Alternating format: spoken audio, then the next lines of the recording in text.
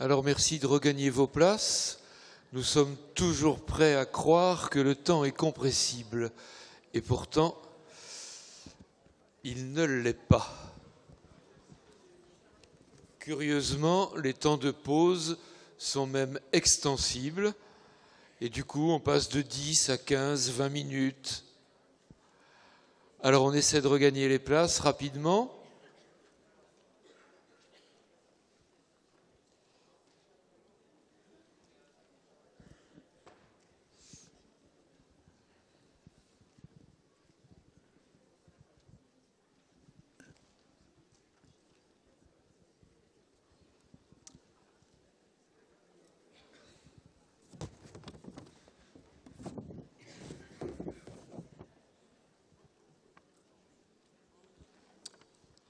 Voilà, quelques mots, si vous voulez bien, pour introduire cette table ronde qui va porter sur les enjeux de la diversification.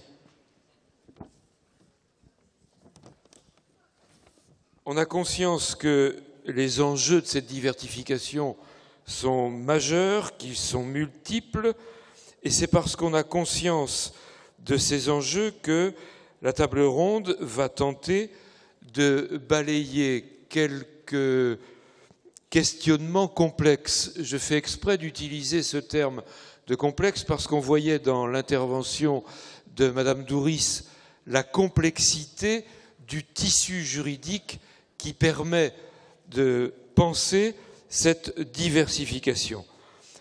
On va tenter de balayer quelques questionnements complexes pour tous les acteurs concernés, tant par les choix de modèles que par la mise en œuvre de l'action éducative, de l'accompagnement, etc.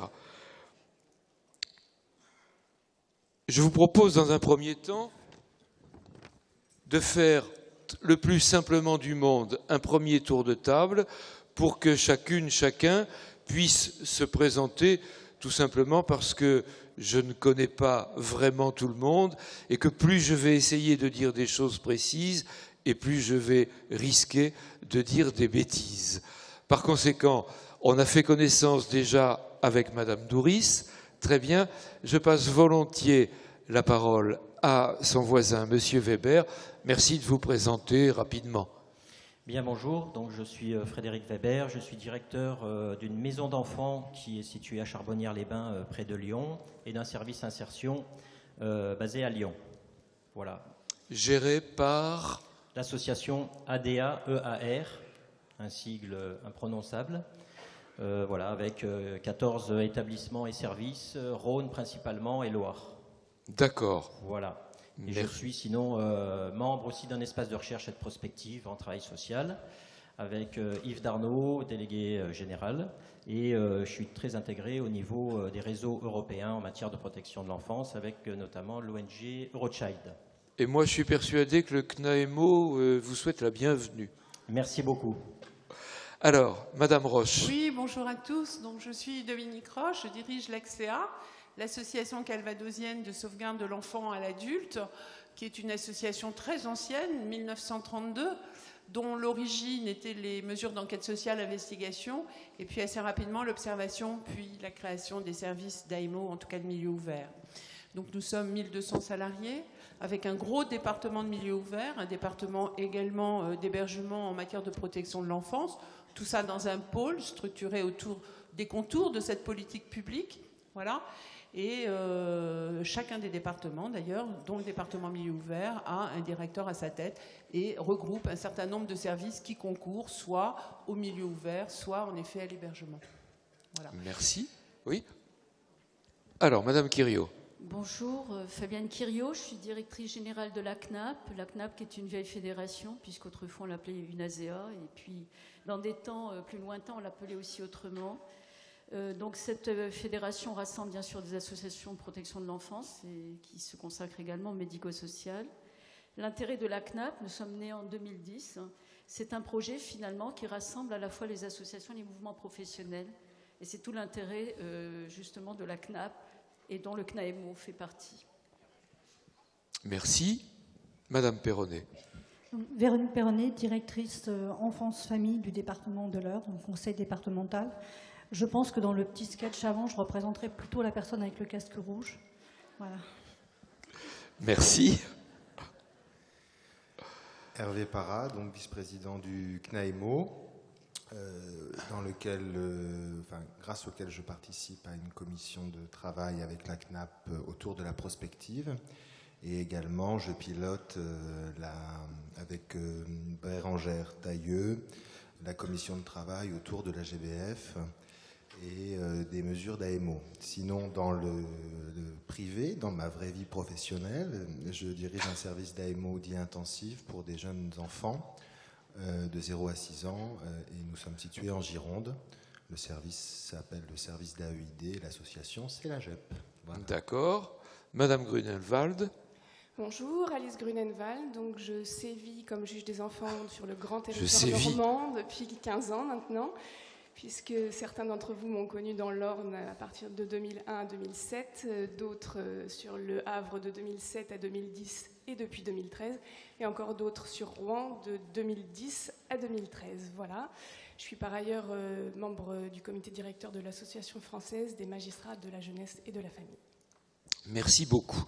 Alors, 2 choses avant d'entrer dans le sujet véritablement. D'abord, je voudrais remercier Ludovic Bourdon. Il se fait discret, mais c'est lui qui concrètement a construit la table ronde et c'est lui qui a fait le travail. Donc, ça mérite effectivement que nous lui soyons reconnaissants. Deuxièmement, sur la manière de travailler au cours de cette table ronde, c'est tout simple. Je vais initier le débat avec 1, 2, 3 questions. On va commencer à se parler. Je souhaite que nous parlions, c'est-à-dire pas seulement de vous à moi, mais bien de vous à vous également, en intégrant Madame Douris, puisque je nous ai privé de l'échange avec elle tout à l'heure, c'est-à-dire que très vite, sans attendre la fin de la table ronde, il faut que nous puissions accueillir les questions qui se posent dans la salle, que vous puissiez prendre la parole, adresser vos questions à nos interlocuteurs et que le dialogue s'établisse dans ce sens-là également. D'autant que des moments de dialogue, depuis hier matin, nous n'avons pas réussi à en avoir beaucoup, alors profitons-en. Première thématique de cette séquence de travail, depuis hier matin, on utilise des formules autour de la gouvernance. Il nous faut repenser la gouvernance. À d'autres moments, on parle d'observer la manière dont se construit, évolue, se reconstruit la commande publique. Alors, première question,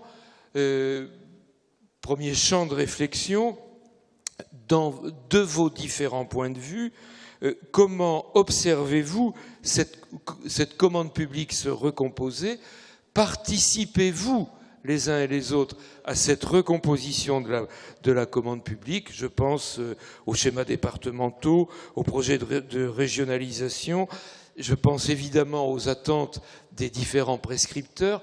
Comment vivez-vous cette question autour de l'élaboration de la commande publique?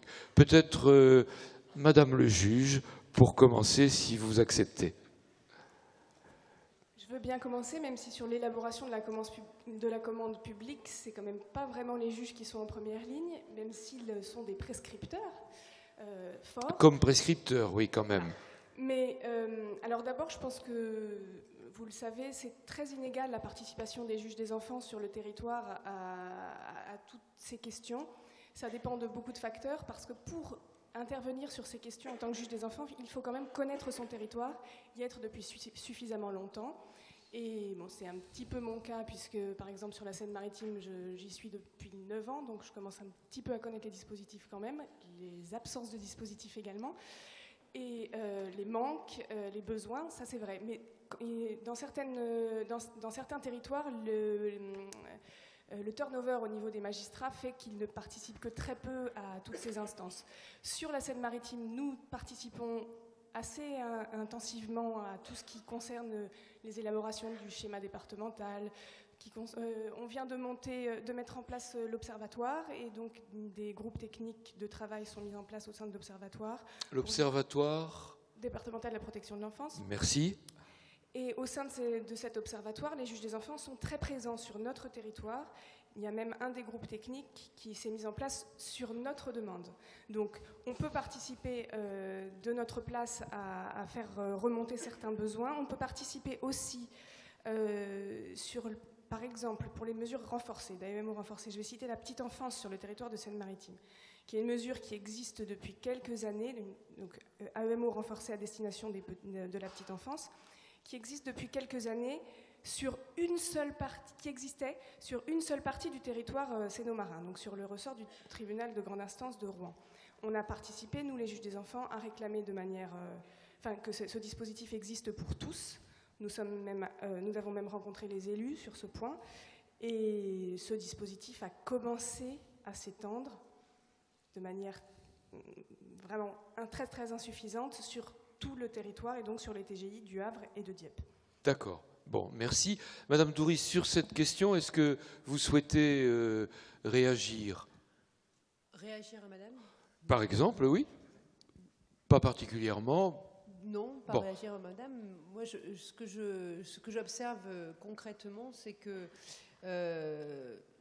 en lien avec le propos de ce matin que j'ai tenu, c'est que, effectivement, la connaissance de la loi, y compris la loi nouvelle, ne peut que donner lieu à une meilleure diversification adaptée à ce que vous disiez sur les territoires. Et que c'est aussi en participant, comme moi aussi je vais le faire, dans le cadre d'un observatoire départemental de la protection de l'enfance de la Drôme, que je vais construire du coup aussi ce travail de maillage nécessaire, impérieux. Mais il me semble aussi que pour cette nouvelle loi qu'il ne faut surtout pas justement mettre de côté, il faut construire des formations qui sont aussi prévues dans la loi, construire des formations qui partent de cet arrimage juridique. Et c'est dans le concret aussi des formations, je dirais, continues particulièrement, qu'on pourra aussi faire traverser la loi et les territoires. Bon, alors on continue le tour de table sur cette question d'élaboration de la commande publique. Je ne sais pas, Monsieur Weber, oui, volontiers. Oui, je veux bien intervenir. En fait, ce qu'il faut savoir quand même, c'est que la situation s'est complexifiée avec la redéfinition des territoires, en fait, avec l'arrivée des métropoles.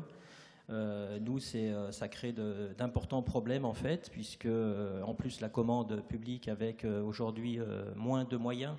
Donc, comment faire plus avec moins ? En recomposant sur des territoires où avant, par exemple, effectivement, si on voulait travailler en dehors d'un département, c'était compliqué parce que le département ne voulait pas financer, etc. Là, maintenant, ça se fait dans le département. Par exemple, pour nous, la majeure partie des maisons d'enfants sont dans les zones rurales, ce qui fait que ce sont des enfants qui viennent de Lyon, qui se retrouvent du coup sur le Nouveau-Rhône et qui refusent de payer. Donc aujourd'hui, par exemple, on a des maisons d'enfants qui sont vides. Donc qu'est-ce qu'on repropose aujourd'hui? Voilà, on est un peu dans cette complexification des choses. Et c'est là où il manque une dimension nationale contraignante, si on peut dire, sans doute. Exactement. Et puis, effectivement, au niveau national, il y a des lois qui arrivent, mais après, sur l'application des lois concernant la protection de l'enfance, on a déjà la loi donc, de mars 2016, mais la loi 2002, dans certains départements, n'est pas appliquée. 2007, on n'en parle pas. Donc là, il y en a une autre qui arrive. C'est très bien. Donc, par exemple, on n'appelle plus les mineurs isolés étrangers, on les appelle les mineurs non accompagnés. Donc, c'est super. Mais voilà. D'accord, merci. Allez, Madame Roche. Oui. Nous pensons à l'ACCEA, mais on en parlera peut-être au moment de la gouvernance, nous devons croire au modèle associatif qui fonde la protection sociale, non pas comme un coût et une charge, mais bien comme un investissement. C'est un préalable. Nous repensons... Et c'est vrai, quel que soit le domaine de l'action sociale en question. Publiques. Absolument. C'est un principe général. Nous pensons également que les conseils d'administration doivent passer de cet aspect gestionnaire toutes ces dernières années à une gouvernance plus politique avec un devoir d'interpellation, et nous y travaillons. Alors, sur la co-construction, qu'en est-il ? Nous considérons, et je trouve justement, et pour avoir dirigé une sauvegarde d'ailleurs en Charente-Maritime, où il y avait aussi un gros service d'AMO, que les services d'AMO sont, si je puis dire, des services d'une pertinence absolue pour faire remonter de l'expertise, notamment sur les territoires. J'en veux pour preuve, par exemple, que quand l'évolution des cabinets ou des circonscriptions font qu'on est obligé de changer l'implantation de nos antennes, on peut corréler ça, par exemple, à l'évolution d'une politique en faveur du logement. On va mettre les plus défavorisés sur un territoire et crac, les mesures d'AMO augmentent. Et comme disait tout à l'heure, les personnes, on s'adapte. Donc, pour nous, ce qui est important, c'est véritablement de penser, et nous l'avons fait à l'ACCEA avec le conseil départemental. Ça a été piloté par le directeur du DMO de l'époque, qui est ici, et qui, comment dirais-je, a conduit ses travaux avec son équipe. Ça passe par le co-diagnostic, son équipe, en même temps, avec une analyse très fine, avec les services du conseil départemental. L'objectif était de vérifier s'il y avait pertinence ou pas à ce que l'administration réinternalise en régie la gestion de ces mesures ou qu'elle nous les confie encore. Et le résultat a été qu'en effet, nous avons signé une convention, mais qu'il a été possible de garder les mesures du fait de cette complémentarité.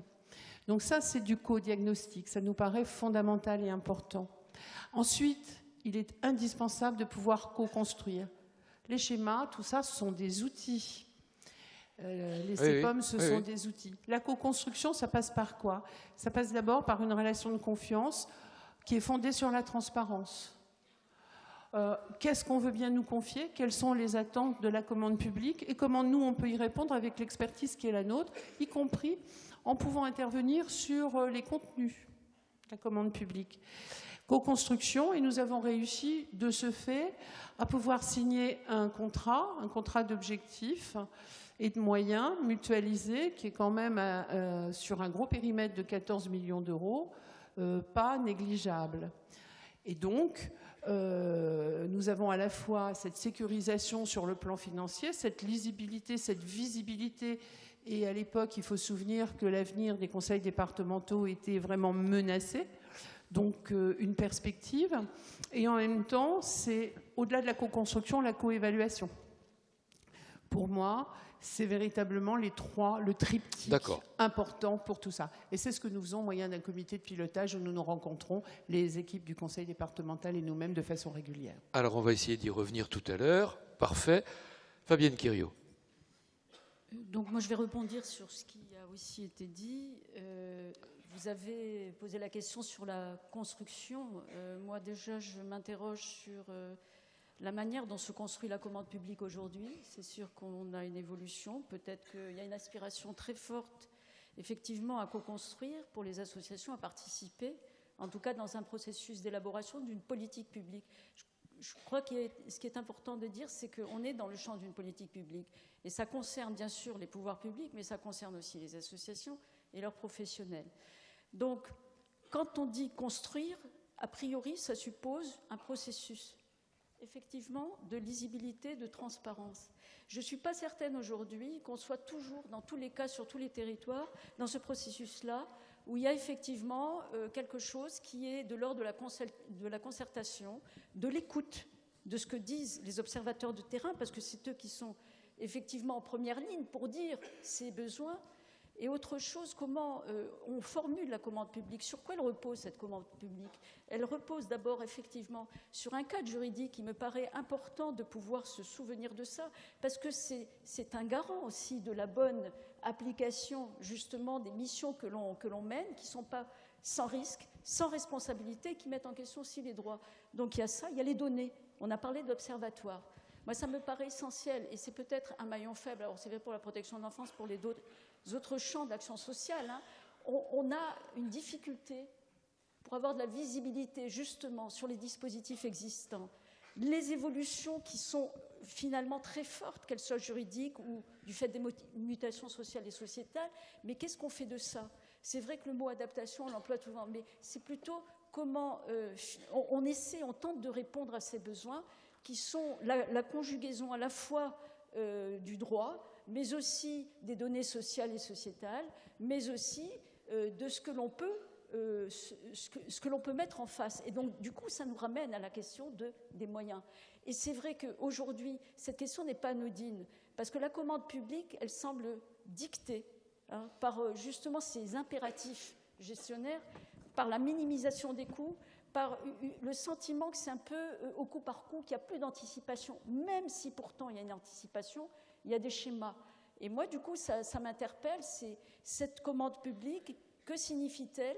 Surtout ce qu'elle ne doit pas devenir, justement, une décision ascendante qui provoque finalement, par ces revirements brutaux, une grande déstabilisation du dispositif dans son entier, que ce soit au niveau des associations qui sont très déstabilisées aujourd'hui. Moi, je souhaite vraiment témoigner de ça, parce que j'ai l'occasion de me déplacer sur le terrain, et ne serait-ce que hier, j'ai en tête vraiment un territoire que j'ai trouvé très déstabilisé, et du coup, conséquences aussi sur les professionnels, qui sont quand même en perte de cap, d'orientation. Au fond, qu'est-ce qu'on veut faire? C'est quoi cette politique-là qui s'inscrit dans un département, mais qui se décline au niveau national?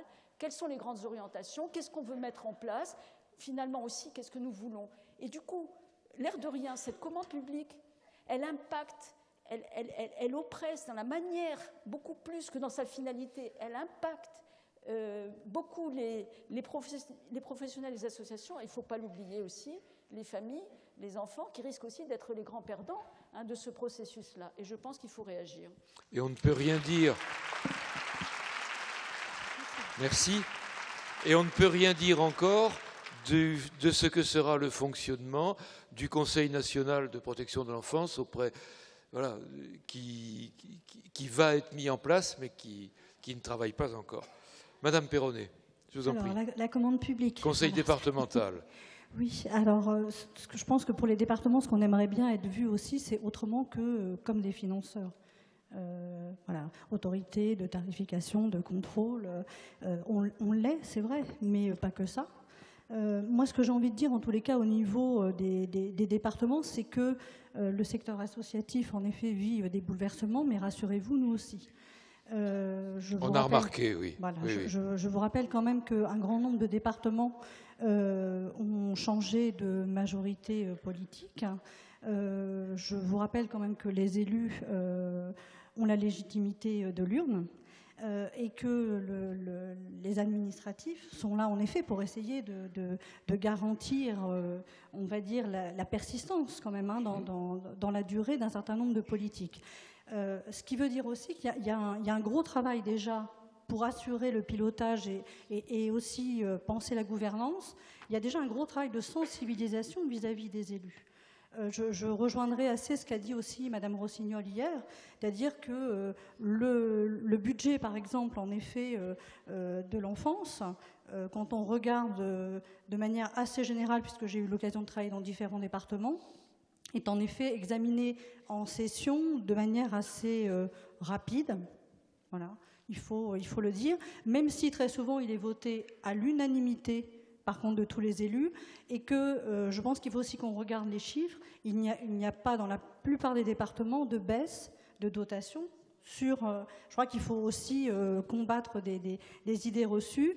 Dans la plupart des départements, il y a une hausse du budget de l'aide sociale à l'enfance, d'une manière globale. Alors, le seul problème, c'est qu'il y a aussi plus d'enfants à prendre en charge. Donc voilà, ça c'est aussi notre réalité. La difficulté aussi de la gouvernance, c'est en effet un contexte mouvant. C'est-à-dire que, vous l'avez rappelé, il y a 2 ans, les départements devaient disparaître. On ne savait pas trop qui reprendrait l'aide sociale à l'enfance, parce que autant d'autres compétences sociales, tout le monde était d'accord. L'aide sociale à l'enfance, personne ne voulait trop s'embêter, parce que c'est une politique quand même qui à la fois intéresse, mais qui, par le poids de la responsabilité qu'elle incombe, peu de gens veulent quand même partager le poids de la responsabilité. Au point qu'elle devienne presque invisible, comme on le disait hier. Oui, tout à fait. Et on est dans un paysage mouvant, parce qu'en effet, il y a reconfiguration des régions. c'est pas neutre dans Bien sûr. l'organisation à venir, notamment dans nos liens avec l'ARS, dans le lien avec le médico-social et dans l'enfance. On sait à peu près que 30% des enfants qui sont accueillis en ITEP bénéficient aussi d'une mesure ASE. Donc on a besoin de s'articuler. Donc un paysage en effet nouveau, des nouvelles régions, et bon, pour la Normandie, c'est plutôt en effet une chance de pouvoir retravailler à 5 départements, qui va d'ailleurs amener les directeurs enfance-famille à se rencontrer prochainement, et on va initier des temps de travail à ce niveau-là. Et puis, vous avez aussi peut-être quelque chose qui n'est moins perceptible du côté des associations actuellement, mais qui touche au niveau des départements, c'est la recomposition des EPCI. C'est-à-dire, en effet, aussi une recomposition en termes d'acteurs. Donc, on a des acteurs qui bougent dans un contexte mouvant, dans un contexte, en effet, de contraintes financières. Maintenant, dans le pilotage, où, en effet, on assume d'être dans une démarche, en effet, et je partage tout à fait, voilà, avec ma collègue, la co-construction, en effet, et le pilotage, bien sûr, il est placé au niveau du département. Mais j'ai envie de dire aussi que le secteur associatif a aussi son rôle à apporter, y compris de nous aider, nous, institutions départementales, à faire entendre aussi à nos politiques les enjeux autour de la protection de l'enfance. Je rappelle aussi que très souvent, les politiques ne rencontrent pas les magistrats. Voilà. Oui. C'est-à-dire qu'il y a une autorité administrative, une autorité il y a un cloisonnement, et qu'il y a un cloisonnement, alors que finalement les enfants sont souvent un peu les mêmes. Voilà ce que j'ai envie de vous dire. Merci. On poursuit et on termine ce premier tour de table.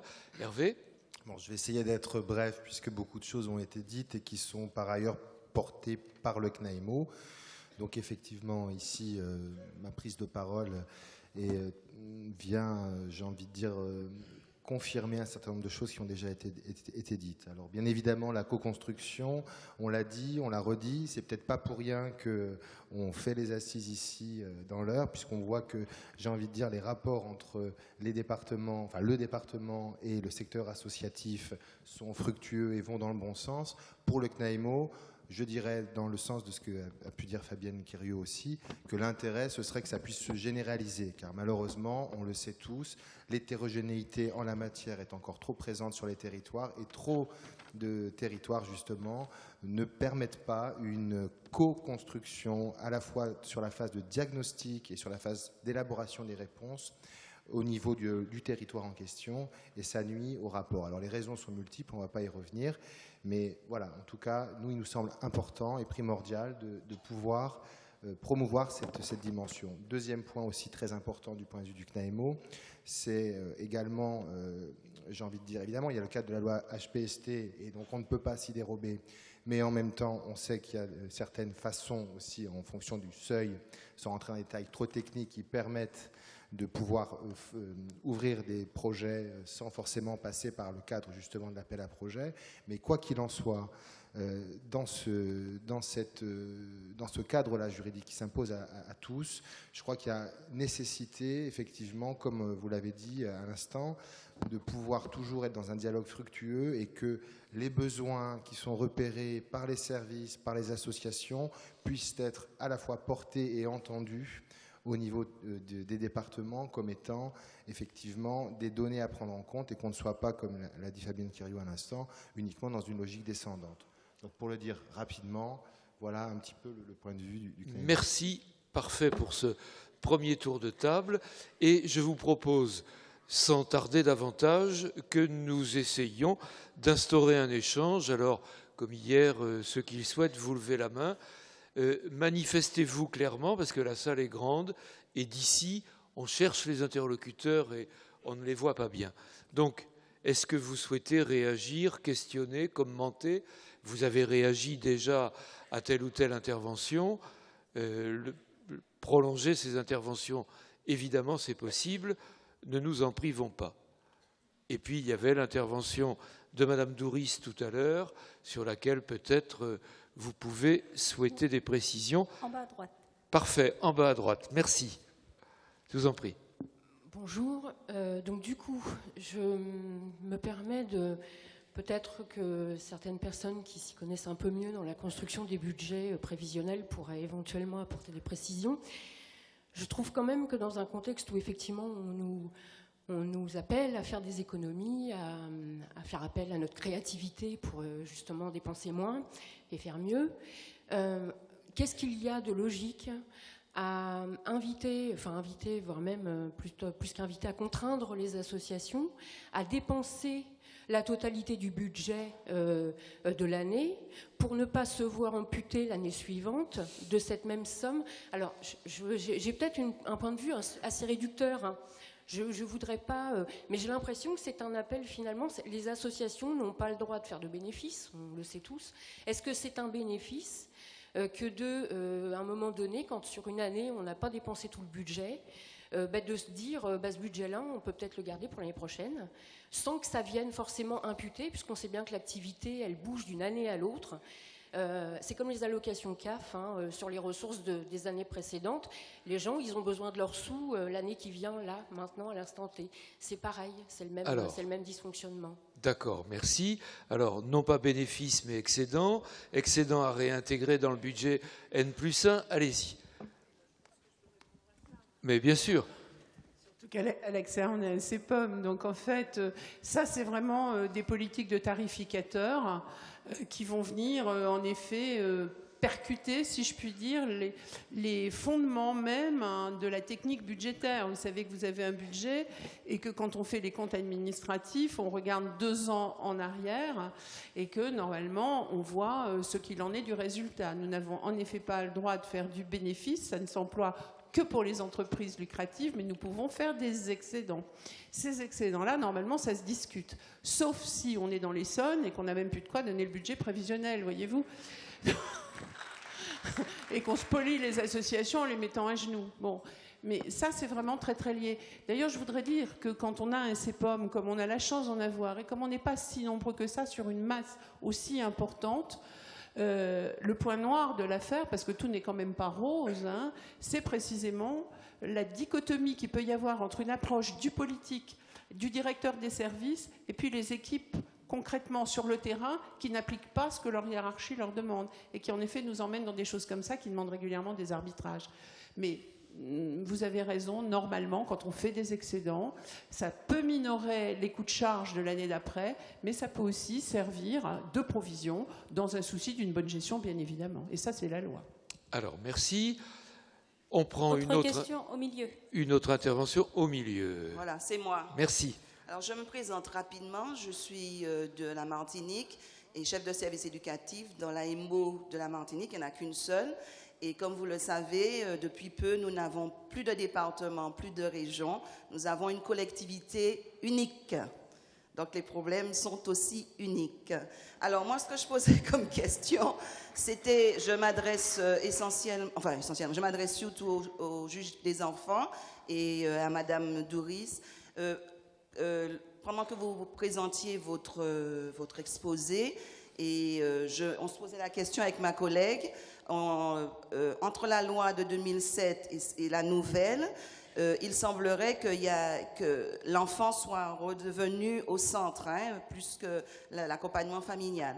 Et on se posait la question de savoir, au niveau du service d'AMO, quelle était un petit peu notre, légalité, puisqu'on fonctionne d'une part avec des mesures qui ont plus de 2 ans, on est en surcharge permanente, et d'autre part, pour contourner le problème de la surcharge, il a été décidé que les effectifs seraient comptabilisés en autorité parentale, c'est-à-dire que le dossier est signé avec la famille, ce qui a poussé les éducateurs véritablement à changer un petit peu leur point de vue, le fil conducteur, puisque il s'agit de prendre en charge la globalité de la famille, ce qui fait qu'un éducateur a 25 familles, entre 30 et 40 enfants à s'occuper, et on se posait, moi depuis hier, par rapport au changement de texte, là,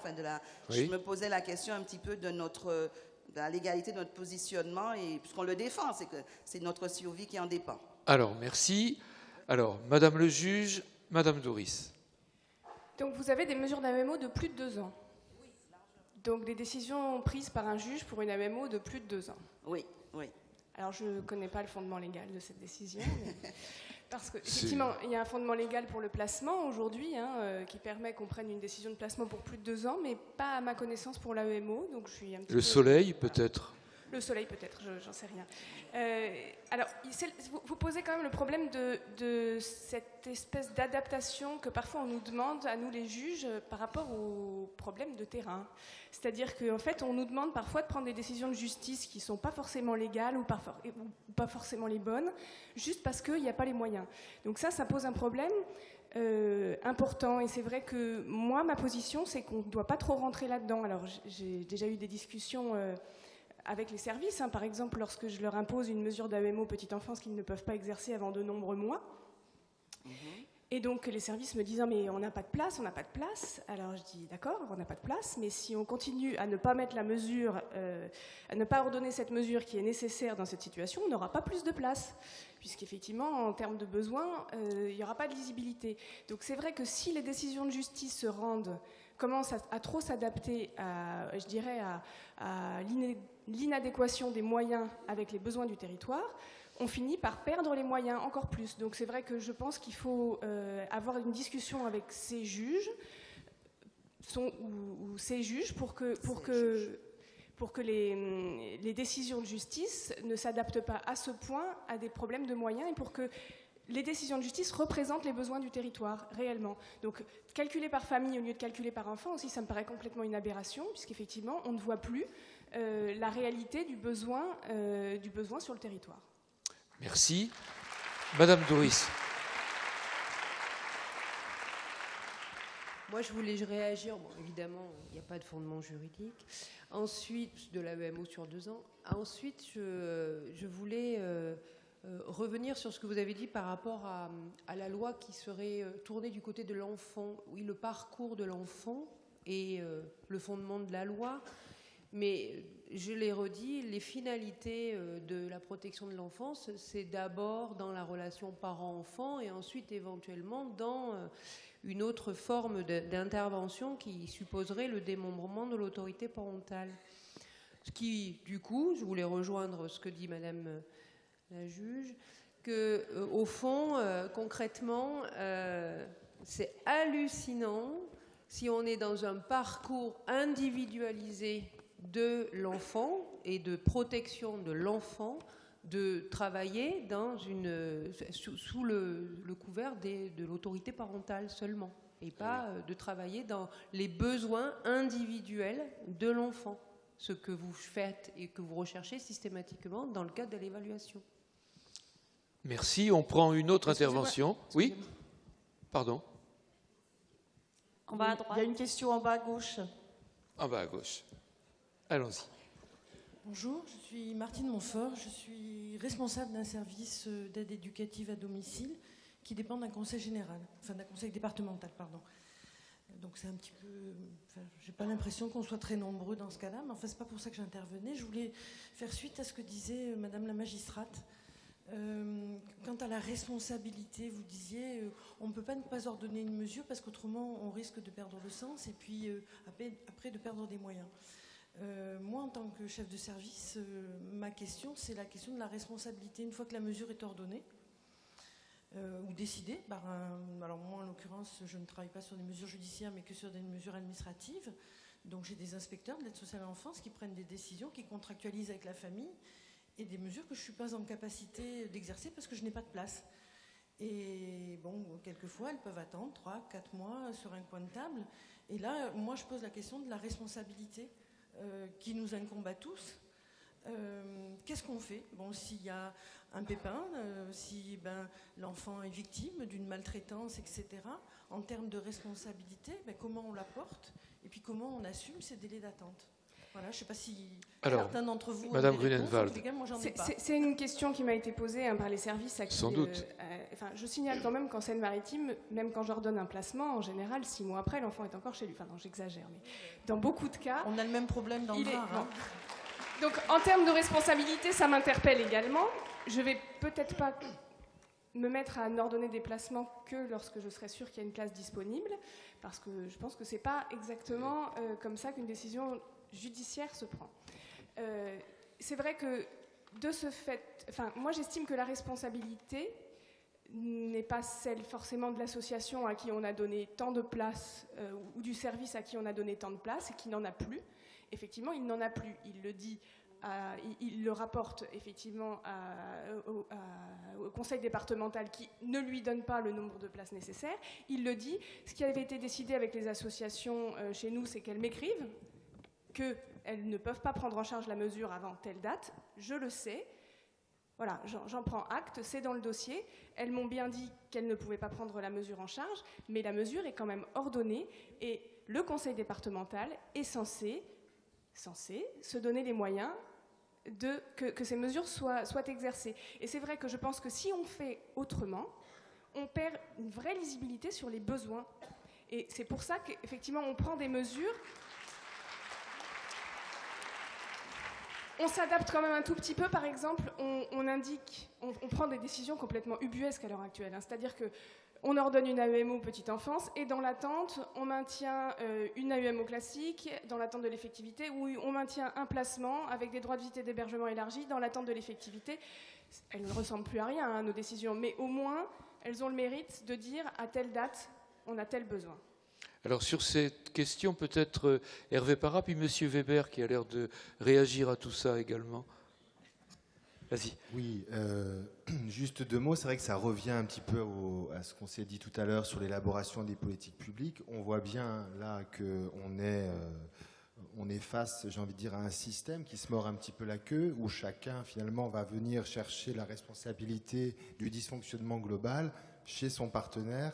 Voilà. Donc effectivement, du point de vue du CNAEMO, même si ça mange pas de pain, si je puis dire, de rappeler ça, mais c'est quand même important de se dire que, surtout dans un colloque où on travaille sur la question des diversifications, que les mesures, j'ai envie de dire, du droit commun général ou les nouvelles mesures dites plus innovantes nécessitent, pour pouvoir se mettre en œuvre, quand même un certain nombre de moyens et que la qualité a un coût qui porte effectivement sur les collectivités. Alors après, c'est j'ai envie de dire la finesse des associations gestionnaires et en fonction des territoires locaux d'arriver à trouver des moyens pour quand même réussir à travailler, mais on ne peut quand même pas faire fi de cette importance qu'effectivement on n'a rien sans rien. Voilà. Monsieur Weber, merci. Oui, moi je dirais très clairement le système de protection de l'enfance est en train de se déliter, il est en plein bouleversement. C'est une question de moyens, il n'y en a plus. Donc voilà. Donc qu'est-ce qu'on fait? Et effectivement, moi j'ai souvenir que les associations quand même étaient un peu précurseurs des innovations et il faut que ça reparte du terrain, quoi. Il y a une question de feedback maintenant à faire remonter. Juste par rapport à ça, ça veut dire qu'on est sur un autre modèle. C'est-à-dire qu'on est plus sur des modèles collaboratifs. C'est-à-dire que si on travaille sur du territoire, c'est aujourd'hui aller plus loin des questions de diversification. On doit être sur du décloisonnement, de co-construction de territoire. C'est-à-dire comment on va coagir pour répondre à des problématiques de famille, de jeunesse, d'enfants. Voilà. On n'est plus sur une éducation spécialisée qui amène des réponses pour une famille d'ailleurs. Est-ce qu'on peut redéfinir la famille ? Je crois que tous les dispositifs qui concernent les familles, les jeunes et jeunesses sont cloisonnés. On a créé, nous, les incasables. L'éducation nationale a créé ses décrocheurs. Comment on va pouvoir enfin redéfinir cette intervention en éducation en faisant interagir toutes les formes d'éducation sur un territoire? Donc c'est un modèle transversal, collaboratif. Il y a des choses qui se mettent en place, des plateformes de services éducatifs. Comment on va mettre en place? On va utiliser tous les ressorts de la loi avec l'accueil 72 heures j'ai jamais vu utilisé correctement, cette histoire-là. Et donc là, par contre, c'est les paliers entre l'AEMO et les services de placement. Comment on articule, on organise ça? Donc c'est comment on articule les diversifications, mais dans le cadre d'un décloisonnement. Voilà, c'est ça qui m'importe. Et si, par contre, si on va sur ces questions-là, on est un peu en train de remettre en question les questions des gouvernances associatives qui sont juste dans une verticalité où on a des textes de loi qui nous arrivent, on nous demande de nous appliquer des choses, mais ce qui se passe actuellement avec les innovations de terrain, il y a une sorte de scission entre les pratiques de terrain et les gouvernances et les dirigeances. Et je crois qu'aujourd'hui, il faut faut qu'on arrive à faire converger tous les financements sur le terrain, qu'ils arrivent enfin sur le terrain, ces financements de dispositifs.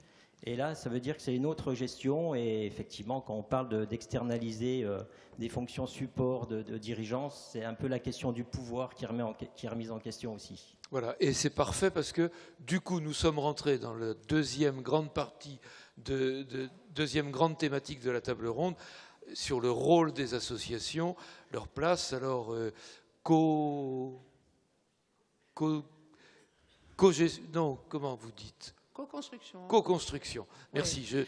je cherchais le mot. Je voudrais quand même dire, puisqu'on a le droit de se parler entre nous, que nous n'avons pas créé les incasables. Les pouvoirs publics, par leur politique publique et leurs silos, ont fait, et par leur financement, voilà, le fait qu'il y a des mailles qui font qu'elles sont de plus en plus larges et qu'il y a des jeunes, mais il y a aussi des personnes qui passent à travers ces mailles et que bien souvent, d'ailleurs, nous œuvrons pour tenter, avec des groupes d'appui, des commissions machin, enfin il y a tout un tas de la commission des cas complexes, de faire en sorte de réparer ce que les politiques publiques n'ont pas réfléchi, ou en tout cas auquel elles ne souhaitent pas s'attaquer. Ça, c'est un premier point. Deuxième point, madame, je trouve que ce que vous avez dit est fondamental. Pourquoi ? Parce que nous nous rendons compte, et une association comme la nôtre qui œuvront aussi sur le champ de l'enfance handicapée, c'est que beaucoup, les CDES à une époque, les MDPH aujourd'hui, font des orientations par défaut. Et du coup, elles s'imposent aux familles et résultat de l'opération, elles cachent les nécessités de faire évoluer l'offre ou en tout cas augmenter certaines places. Oui, sûrement. Donc je me réjouis que les magistrats ne tombent pas dans ce travers insupportable. Ça, c'est vraiment important. Et puis enfin, ce que je pense, c'est qu'il faut, au niveau des sièges, puisque la gouvernance et aussi les directions générales, nous soyons à l'écoute du terrain, et je crois qu'en tout cas, pour l'association que je dirige, nous le sommes, puisque des expériences très innovantes sont venues du terrain, ont été soutenues par le conseil départemental et aujourd'hui, en tout cas demain, seront pérennisées. Donc il y a encore des marges d'innovation. Monsieur Weber, il employait l'expression modèle collaboratif. Est-ce qu'on peut aller un peu plus loin les uns ou les autres sur cette notion ? Ou bien est-ce qu'elle est encore balbutiante, ce qui est possible, dans l'univers professionnel où nous sommes ? Fabienne Quiriot. Pas précisément là-dessus, mais ça rejoint. Tout Oui. à l'heure, je disais qu'il faut réagir, évidemment, parce qu'on ne peut Oui. pas se résoudre à la fatalité de cette évolution qui est mortifère et qui va finir par mettre par terre à la fois les associations, les professionnels et les familles. Et la réaction, on la sent poindre. Donc, c'est vrai qu'il y a un mouvement de fond là qui vient, mais on est pris à un moment donné où, effectivement, notre contexte, je dirais, à tout point de vue, pas que territorial, national, international, on est en tension. On est sous pression et nous sommes oppressés. Donc nous sommes aussi dans l'inquiétude. Et nous sommes actuellement acculés. Je crois que c'est ça ce qui se passe. Alors de deux choses l'une, soit on se résout, il y a une fatalité et puis on laisse les choses se faire. On a fait des travaux prospectifs et je vous assure que le scénario n'est pas terrible. Soit on se dit il faut qu'on réagisse. Hein. Et dans ce cas-là, à quel niveau on réagit ? Déjà, quelles sont finalement nos ressources, nos forces sur le terrain. Comment on peut effectivement déjà s'organiser sur les territoires, repenser ensemble, c'est ça le collaboratif. Comment chacun apporte sa quote-part, mais ça suppose aussi que les pouvoirs publics soient partie prenante et bien conscients de ce qui se joue, parce que l'enjeu c'est ça, c'est l'avenir de tout ce dispositif que depuis tant d'années on essaie de porter. Aujourd'hui c'est à bout de bras, je crois, les uns et les autres. C'est vrai que les budgets de l'aide sociale à l'enfance n'ont pas diminué, au contraire, mais ça c'est une équation, c'est une énigme. Comment se fait-il que ces budgets continuent à progresser de 1%, 2% quand même, et comment se fait-il qu'on en soit là ? Moi je voudrais vraiment qu'à un moment donné on rapproche nos données, on rapproche nos observations pour être au clair là-dessus. Mais ensuite collaboratif, ça veut dire qu'on s'y met tous ensemble. Je crois que ça concerne tout le monde. Ça concerne d'abord bien sûr les pouvoirs publics, c'est une politique publique, mais ça concerne aussi les associations qui doivent prendre leur part dans cette affaire, qui doivent devenir vraiment des acteurs politiques au bon sens du terme, des acteurs qui vont produire ensemble aussi des propositions. Il faut aussi que les pouvoirs publics écoutent, et nous, il faut qu'on se mette en situation d'être écoutés. Je crois qu'également, il faut que les professionnels, ensemble aussi, et moi, une journée comme ça, quand je vois tout ce qui se fait, je trouve que c'est un mouvement qui est en marche. Et donc, il ne faut pas baisser les bras, mais plus encore, Je crois que cette question qui nous touche tant, qui nous fait réagir tant, qui amène de l'engagement très fort des uns et des autres, ben c'est un vrai sujet politique, c'est un vrai sujet de politique publique, mais c'est surtout et avant tout, et ça on ne le dit pas assez, c'est un sujet de société majeur.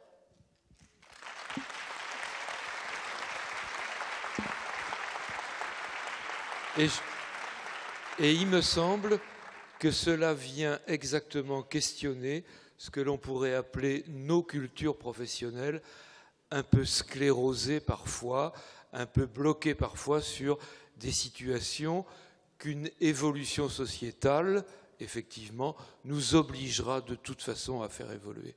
Il me semble bien. Monsieur Je vous en prie. Sinon, une question sale au milieu.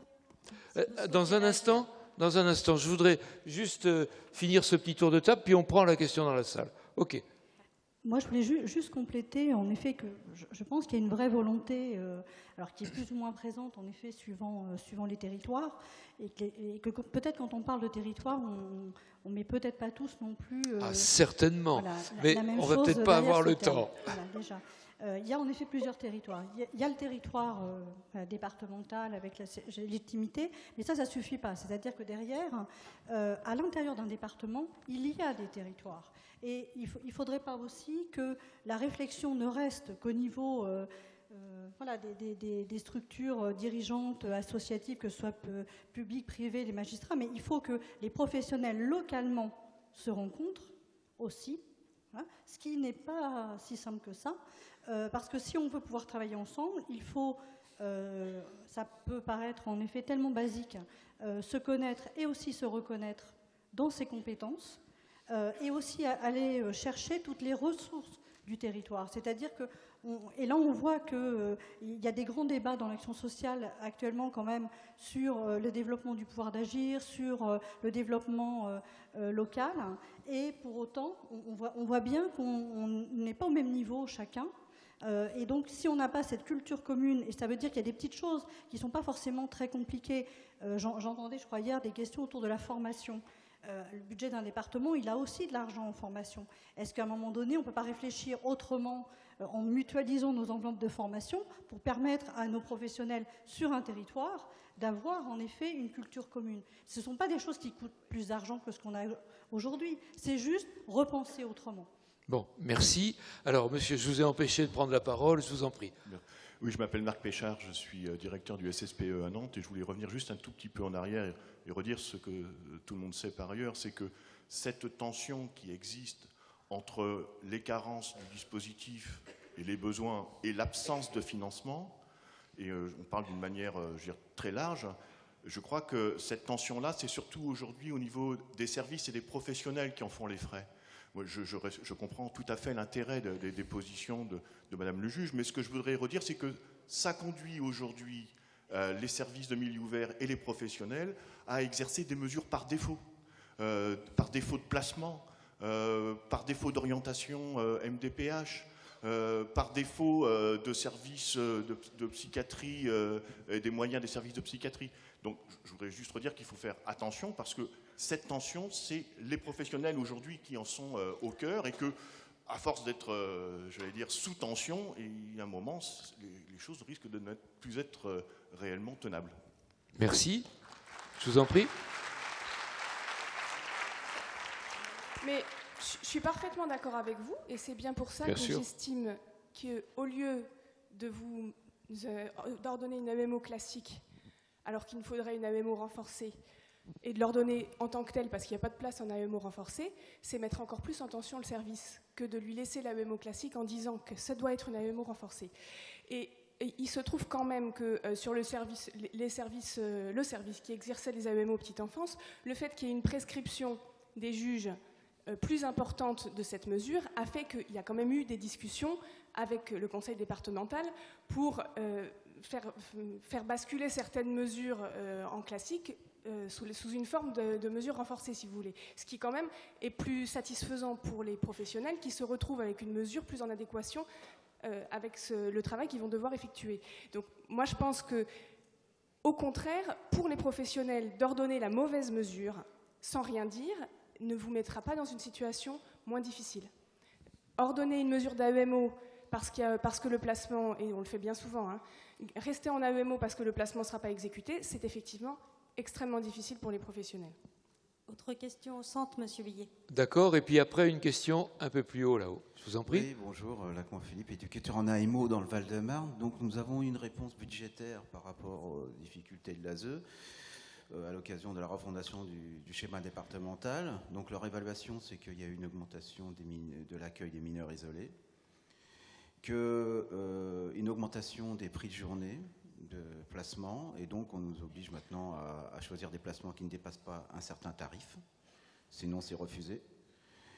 Et puis, bien sûr, une augmentation de la judiciarisation des mesures. Voilà, donc ces trois choses font que le budget, il a augmenté, et donc les dépenses ont augmenté, pas le budget, quoi.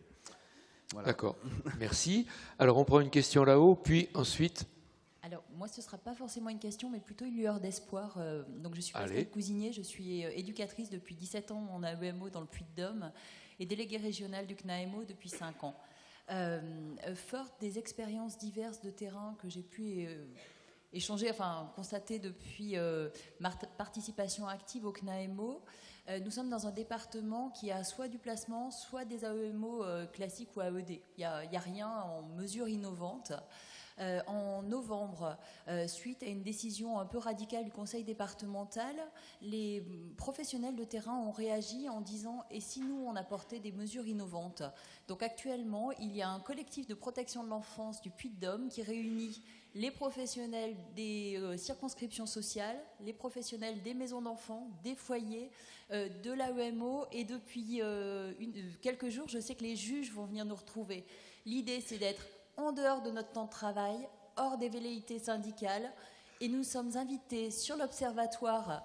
Donc moi, en tant que représentante du CNAEMO, je suis invitée à l'observatoire. Nous avons un collègue invité en tant que représentant du collectif de protection de l'enfance, et nous avons la chance encore d'avoir un département qui a des velléités socialistes affirmées et qui vient dire « ok, pourquoi pas ?» et pourquoi pas des plateformes. Donc je tiens à saluer aussi cette expérience-là de terrain. Je ne sais pas ce que ce sera l'année prochaine, mais tout de suite je voulais témoigner qu'on peut y croire parce qu'on a des professionnels motivés et leur seule motivation, c'est l'intérêt de l'enfant. Et une capacité d'invention. Merci. Alors, une autre interrogation ici. Je vous en prie. Bonjour. Je suis éducatrice spécialisée au sein d'un service d'AEMO du département de la Corse du Sud, donc géré directement par le département. Moi, j'avais une question. J'ai environ 22 mesures, donc 30 enfants, et la juge ordonne très souvent des AEMO renforcés. Moi, j'aimerais savoir qu'est-ce que vous entendez par AEMO renforcé. Est-ce qu'il y a une organisation particulière à mettre en place, à savoir qu'actuellement, on ne peut pas les exercer comme on devrait, c'est-à-dire on ne peut pas faire des visites renforcées les week-ends, le soir, enfin voilà, je voulais savoir ce que vous entendiez. AEMO renforcé, Madame Douris, et puis Madame Grunenwald. C'est une modalité dans la mise en œuvre de l'AEMO. C'est dans ce que j'ai essayé c'est une forme de diversification de l'AEMO. Après, il n'y a pas de texte qui en parle. Donc concrètement,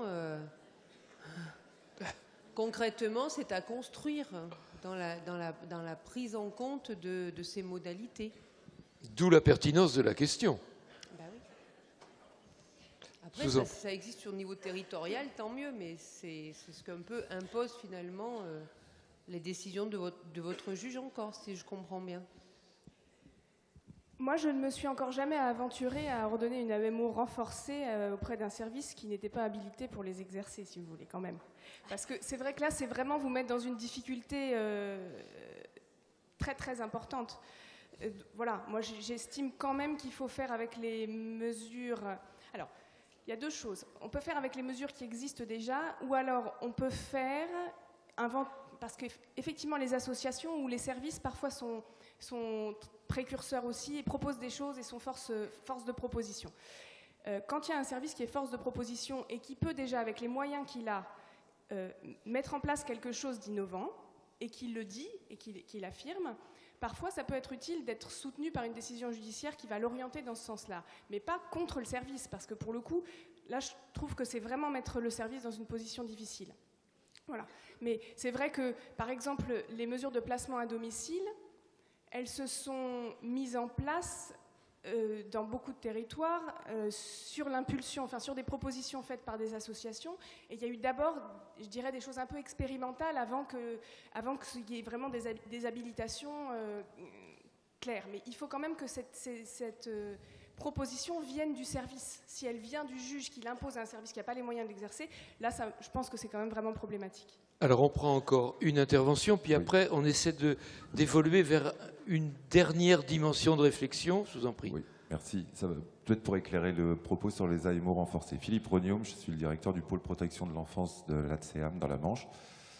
Et nous avons travaillé sur un projet d'AEMO renforcé. Effectivement, Madame la juge, je suis ravi de vous entendre dire qu'il faut faire remonter les besoins. Et on a construit un projet en collaboration avec les magistrats qui sont quand même là pour faire remonter les besoins. Juste pour information, effectivement, sur le cadre juridique, les magistrats de la Manche ont prescrit des mesures d'AEMO renforcées qui ont fait sujet d'un appel porté par le département, et le département a gagné. Bien. Alors, on continue à élaborer, on continue à être créatif, on continue à être proposant. J'aimerais savoir, puisque c'était le débat sur ce nouveau texte et sur le côté régalien, on avait le ministre hier qui évoquait que quand même, sur la protection de l'enfance, l'État avait un aspect, un regard. Zone d'ombre. À quel moment cette loi pourrait nous aider à repositionner une équité de traitement sur le territoire, à pouvoir positionner ces engagements-là? J'ai entendu parler, moi, du Conseil national de la protection de l'enfance. J'ai l'impression que c'est la seule instance qui va pouvoir avoir quelque chose.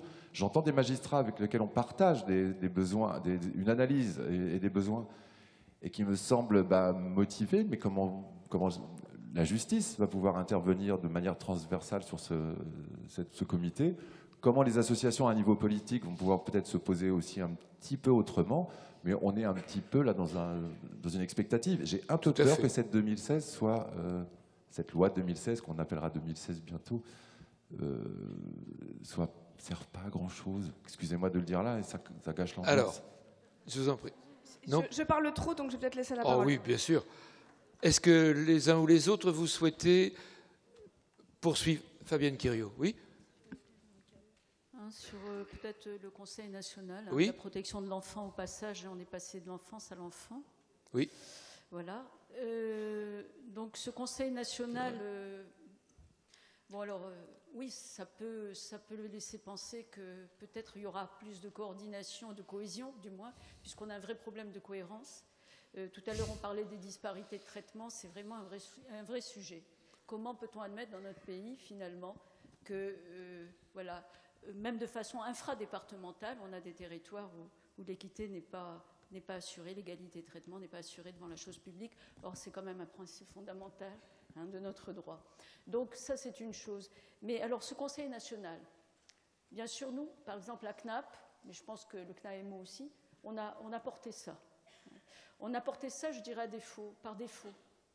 Parce qu'au fond, notre souci, notre ambition, ce qu'on aimerait, c'est porter très haut l'enfance dans ce pays. Et donc l'idée, c'était plutôt de penser à une politique nationale portée véritablement par un ministère. Alors Madame Rossignol, depuis, entre-temps, est devenue ministre de l'Enfance. Je ne sais pas si ça ne vous a pas échappé dans ses attributions. Alors ce Conseil national, ce qu'on a souhaité, nous, c'est qu'il soit représentatif à la fois des acteurs de la protection de l'enfance dans leur entier, donc bien sûr les représentants de magistrats, de professionnels, etc., et en même temps qu'il soit placé au-dessus de la mêlée, ça veut dire pas rattaché à un ministère particulier, mais au-dessus, ça veut dire auprès du Premier ministre, de manière à nous garantir justement ce décloisonnement, cette interministérialité, puisque nos politiques publiques sont ainsi faites très cloisonnées. Donc l'idée, c'est bien sûr qu'il y ait tous les représentants, mais vous savez, on a commencé à faire un premier décompte, et à minima, il y aura plus de 50 acteurs déjà.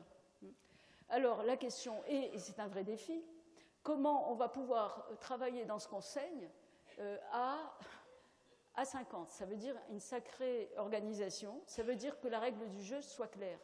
Et la question d'après, c'est finalement, quel sera le pouvoir d'inflexion de ce conseil sur les politiques territoriales. C'est une vraie question. Mais encore une fois, je pense qu'on pourra faire toutes les lois que l'on souhaite, les meilleures lois. Et je crois que là, on a un arsenal juridique absolument complet. Bon, après, on peut le contester hein, sur les orientations, mais je pense qu'on a quasiment tout visité aujourd'hui.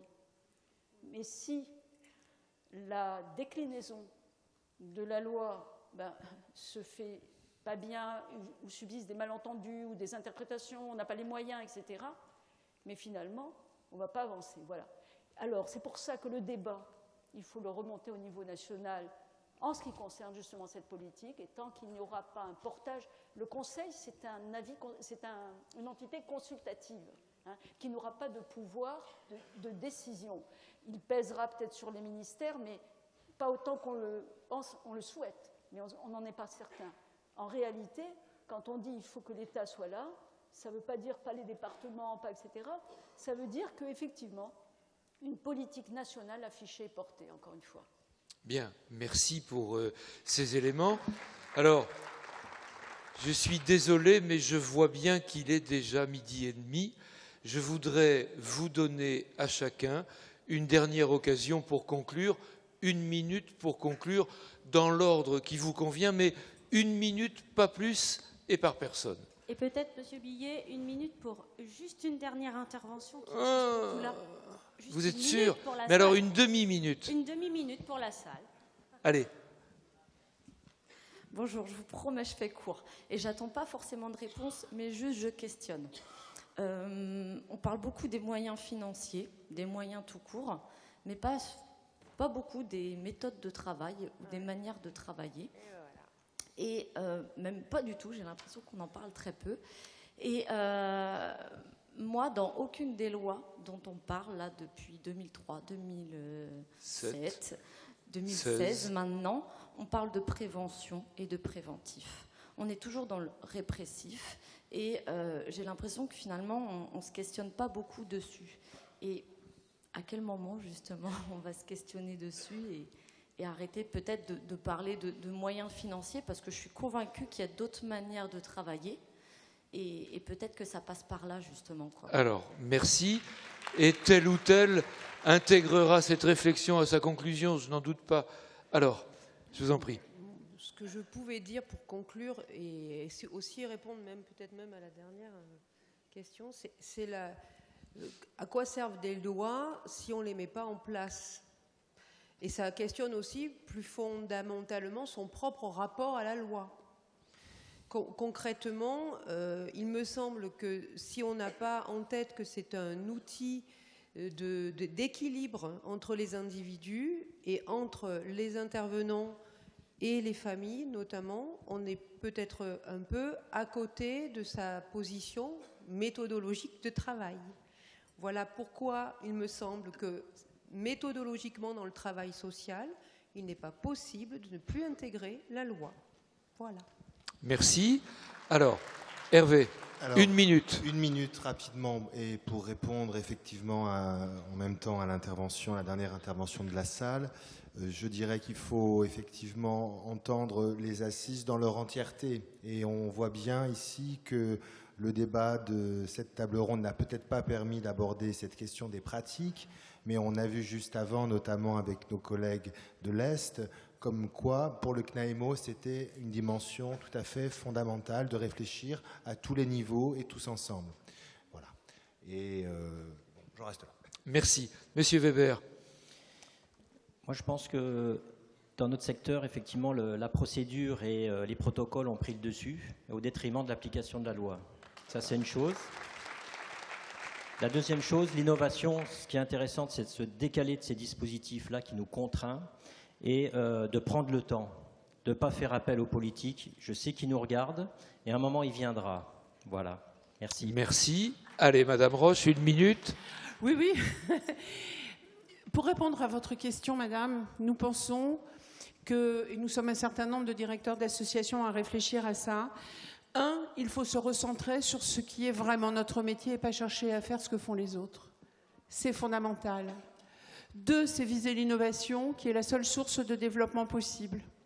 et d'accompagnement. Je vous rappelle, un investissement pour fabriquer des citoyens qui, demain, seront à leur place et produiront de la richesse comme les autres et ne seront plus regardés pareil. C'est important, c'est le modèle sociétal. Et puis enfin, c'est l'évolution des pratiques et nous allons devoir accompagner les professionnels que vous êtes, puisque d'un modèle coordonné, nous allons passer vers un modèle intégré quand même assez rapidement. Voilà. Merci. Alors, Madame Grunenwald, puisque vous avez un micro, 1 minute pour conclure. Oui, alors, une première petite chose qui est que l'Association française des magistrats de la jeunesse, alors suite notamment à la nouvelle loi, s'est dit que ça allait quand même être un peu son thème phare à partir de septembre prochain, de réfléchir aux diversités de pratiques sur le territoire. Puisque effectivement entre magistrats on peut peut-être échanger là-dessus et on s'aperçoit qu'elles sont très importantes.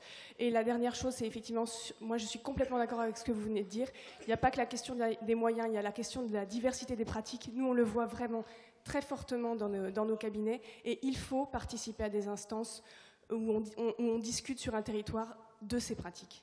Merci. Madame Perronnet, 1 minute pour conclure. Sur la prévention, et on revoit le cloisonnement, c'est-à-dire qu'en effet, actuellement, par exemple, les CAF et la préfecture sont en cours d'élaboration de schémas de service aux familles, qui est l'angle vraiment global de la prévention, tout public. Les départements, en effet, la plupart du temps sont présents, mais pas forcément le secteur associatif, parce qu'il n'est pas invité.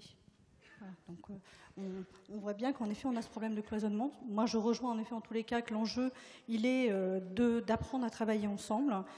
C'est plus complexe qu'il n'y paraît et c'est aussi de faire ensemble avec les familles mais faire ensemble aussi entre nous. Voilà. Alors merci. Pardon Madame Quiriot, excusez-moi, mais si je vous en prie. Je vous en prie. Donc, sur la prévention, c'était un des objectifs majeurs de la loi 2007. Ça le demeure pour 2016. Je crois que là, vraiment, ça nous interpelle. Comment se fait-il dans ce pays qu'on n'arrive pas à avoir une politique de prévention digne de ce nom? C'est vrai que ça passe par là. Ça passe par les décideurs publics. Il faut les convaincre que la prévention aussi, ça les concerne et qu'ils ont tout intérêt à développer la prévention. Et enfin, il faut qu'on s'interroge pourquoi la prévention a suscité autant de débats. C'est vrai qu'on met dans la prévention plusieurs choses. Il va falloir qu'on y aille, déplacer le curseur, parce que c'est l'avenir aussi des enfants dont il s'agit. Merci. Merci beaucoup. Voilà, merci à toutes et tous de vous être prêtés à cet exercice. C'est toujours frustrant parce qu'on a finalement peu de temps.